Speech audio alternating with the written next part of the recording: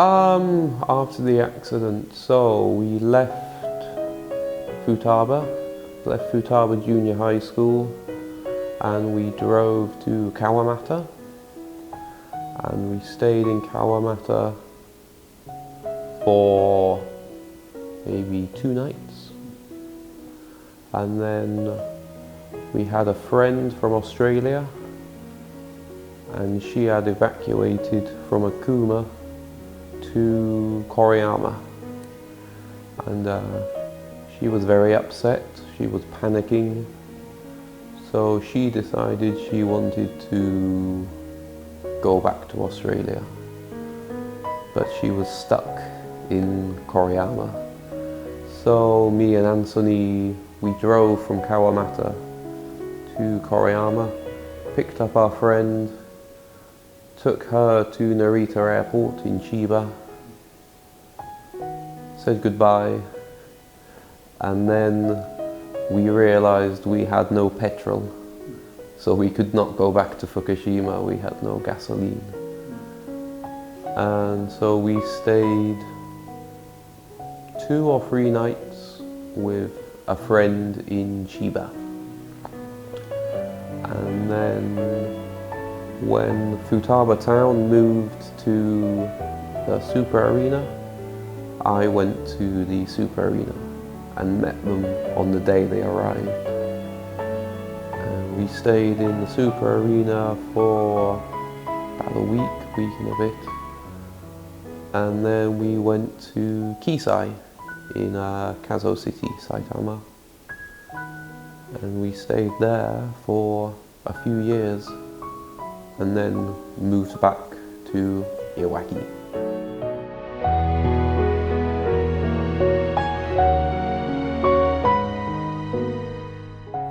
In the Super Arena, it was,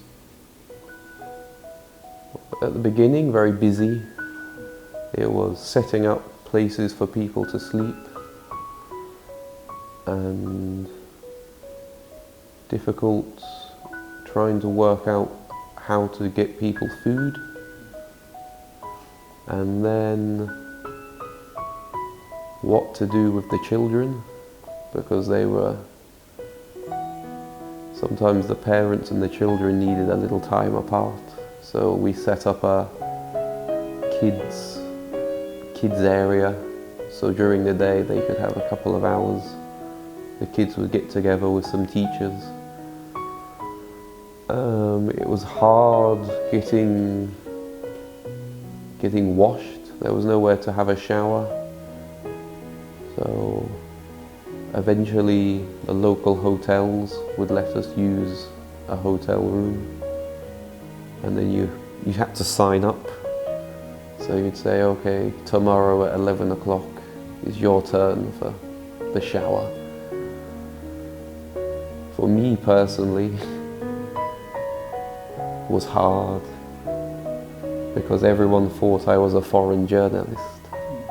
So they kept telling me to go away, which was difficult. Kisai was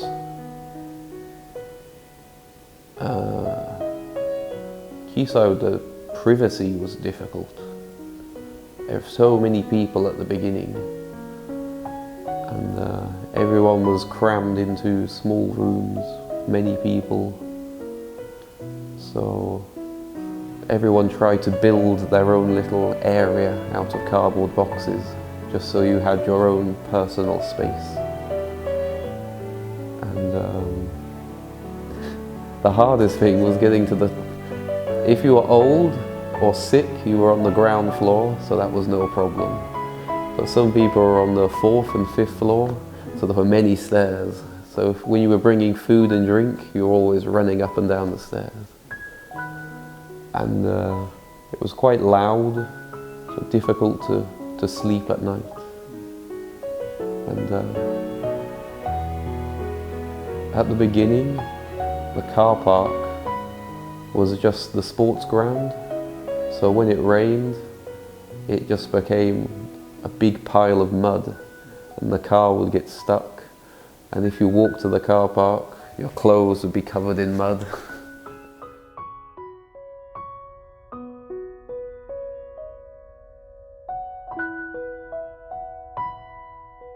We had help from lots of people. In the super arena, there were many volunteers, and they were bringing food, and then they would hand out the food. It was all very organized, so at breakfast time and at lunchtime and at dinner time, you could go up and line up and people were there giving you things. And yeah, the hotel arranged for the shower, and there were always volunteers everywhere. There were volunteers giving people haircuts. There were one of our friends who works for, I think it was either JAL or ANA, the airline, because they were trained in first aid, they came and volunteered to help with the medical. Some people were volunteering, giving haircuts. Again, for me personally, a very tall American man came and donated some clothes because I had nothing to wear. And a lot of the clothes that were donated were for Japanese people, and they were a little too small for me. So this big American guy gave me lots of clothes, so that was useful. Oh, it was a great relief, because we'd evacuated in just what I was wearing. I did not bring anything from Futaba. And then I had very little money with me at the time, so I could not go out and buy clothes. And so for him to come and bring me all this stuff, it's what I needed at the right time. So it might not have looked important, but it was a big relief for me. And yeah, lots of people. And even for me, there wasn't anyone who really spoke English at this super arena. And so anytime there was a volunteer who could speak English, or we had American volunteers and Australians who lived in Tokyo area, it was nice to talk to someone in native English.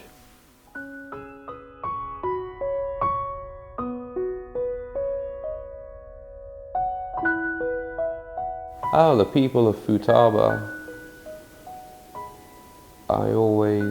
I enjoyed my time in Futaba before the earthquake, and we made many friends, and I enjoyed working at the school. I enjoyed looking after the children of Futaba in Futaba. And so when the earthquake happened, it was, I don't know, a sense of responsibility that I had to keep looking after the children. So that's why I stayed at first. And then even the people of Futaba who were very busy, they'd lost everything. The people at the town hall were very stressed, but they still took the time to make sure I was okay. So I wanted to stay with them and help them, support them. I had some friends in Futaba who on the day of the earthquake asked me, they said that they were staying in Iwaki because their job was around Iwaki, but their children were going to Kawamata and Super Arena. So they asked me to keep an eye on them. It's an English phrase, keep an eye on. So I said, of course I'll do that. And so when people were saying you should leave the country, I never felt I could, because I promised that I would look after those children, so I couldn't leave. Impossible to go. Many people. At first in Futaba on the day of the earthquake. Thank you to the people who provided us with some food. And then when we went to Kawamata, all the people who were lining the road, giving directions, because I'd never been to Kawamata. I didn't know where we were going. So we just looked at it on a map and just went to Kawamata, and when we got there, there were so many people saying, go here, go here. To the people in Kawamata at the actual school we stayed, they were organising, they were cooking food. People at the super arena, all the volunteers, every day there were thousands of volunteers. It got so many that they were having to turn people away, there were so many. So to all of those people who came, thank you for your time. And the people in Kazo